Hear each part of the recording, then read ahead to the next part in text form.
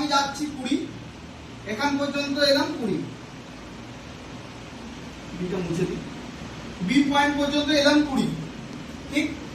এরপরে কি বলেছে 10 10 মানে 0.5 আপ এন্ড ডাউন, মানে বি টু সি আমার 10 10 আছে, তাহলে আমার এখানে এটা হাফ হয়ে যাবে আর এটাও হাফ হয়ে যাবে। হ্যাঁ, আমার এখানে কি বলেছে বি এন্ড সি হচ্ছে টাউনটা, বিসি এটা বি পয়েন্ট তো, তাহলে বিসি আপ এন্ড ডাউন দুটোই তো 10 আছে এখানে, তাহলে দুটো জন্য আপের ক্ষেত্রে 10 ডাউনের ক্ষেত্রে 10, তাহলে দুটোতেই আমার 0.5 থাকবে, তাহলে এটা আমার 0.5 এটা 5। যদি তোমার কাছে মনে করো এখানে 10 এর জায়গায় 20 করে দিল, ধরো আমার ডাউনে 10 এর জায়গায় 20 হয়ে গেছে সাপোজ ধরো, তাহলে ডাউনটা চওড়া হবে। এখন আমার কাছে কোশ্চেন অনুযায়ী কি আছে 10 আছে, তো আমি 10টা আগে করে নি, তারপরে 20 নিয়ে আমরা একবার দেখিয়ে দেবো, তাহলে ক্লিয়ার হয়ে যাবে।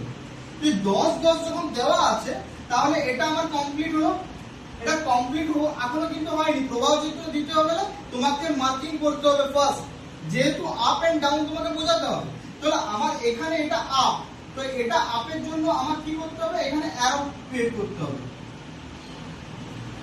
আর এটাকে আমার তীরের সাইন করতে হবে। সেম জিনিস উল্টো দিকে, সেম জিনিস, এটা আমার ডাউন, তাহলে আমার এটা অ্যারো হবে আর এটা একটা তীরের সাইন হবে।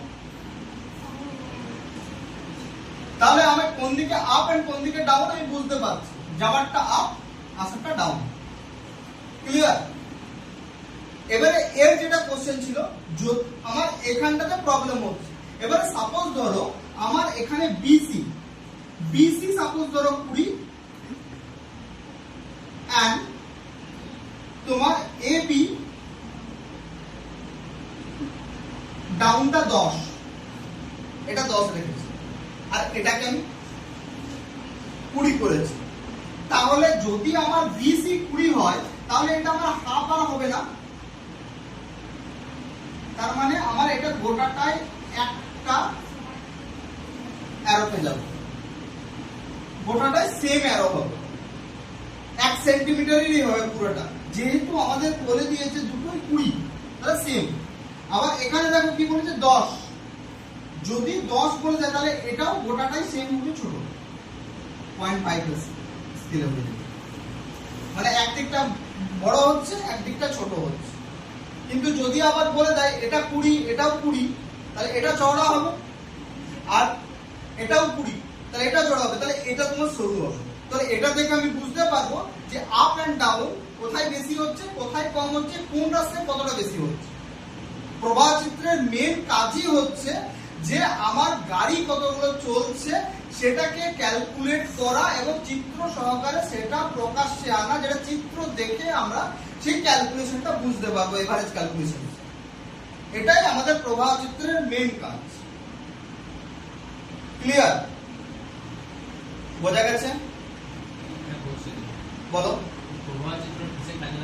ওইটাই তো বলছি যে আমাদের কোন রাস্তা, ধরো আমাদের এখান থেকে তোমাদের কোটা গ্রামের স্কুল থেকে কোটা মোড় পর্যন্ত তোমার একটা রাস্তা নিয়েছি, আরেকটা রাস্তা কোটা মোড় টু কাকসা পর্যন্ত একটা রাস্তা নিয়েছি, ঠিক আছে?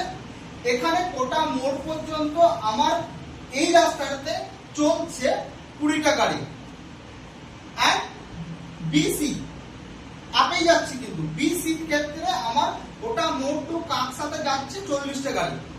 তাহলে কি হবে, আমার এটা 1 সেন্টিমিটারে, মানে এটা আরো বেড়ে যাবে, তাহলে এটা 2 সেন্টিমিটার হয়ে যাচ্ছে, তাহলে এটা চওড়াটা বাড়লো।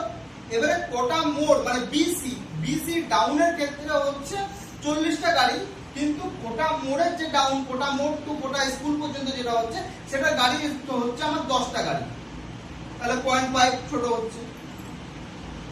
মানে আপ এন্ড ডাউনের গাড়িগুলো ক্যালকুলেট করতে হচ্ছে আমার কতগুলো গাড়ি যাচ্ছে ঘন্টায়। এটা তোমাদের যখন প্রজেক্টে থাকবে, প্রজেক্টে তোমাদেরকে মেনশন করতে হবে, তাহলে কমপ্লিট করো। প্রজেক্টে তোমার যখন মেনশন করতে হবে প্রজেক্টের ক্ষেত্রে যে সকালে না বিকেলে যে টাইমটা দিয়েছো সেই টাইমের মধ্যে কতগুলো গাড়ি যাচ্ছে, যে এটা বেশি যাচ্ছে না কম যাচ্ছে সেটা একদম পুরো মেনশন থাকবে। সকালে কতগুলো যাচ্ছে, দুপুরে কতগুলো যাচ্ছে, বিকালে কতগুলো যাচ্ছে, এটা সার্ভে। এটাই তোমাদেরকে রাস্তায় দাঁড়িয়ে সার্ভে করতে বলে যে 10টা থেকে 11টা পর্যন্ত আমার এই এবিসি পয়েন্টে গাড়ি যাচ্ছে 10 চাকা যাচ্ছে 2টি, সাইকেল যাচ্ছে 25টি, বাইক যাচ্ছে 4টি। এটা করে বসে বসে লিস্ট বানাতে হবে। সার্ভেটা কেন করে? ফার্স্ট কথা সার্ভেটা কেন করে লোক? হ্যাঁ, সার্ভে করে একটা জায়গার কত গাড়ি ক্যাপাসিটি যাতায়াত করছে, মানে রাস্তাটার লোড ক্যাপাসিটি কত হচ্ছে, কতটা ওই রাস্তাটা বিজি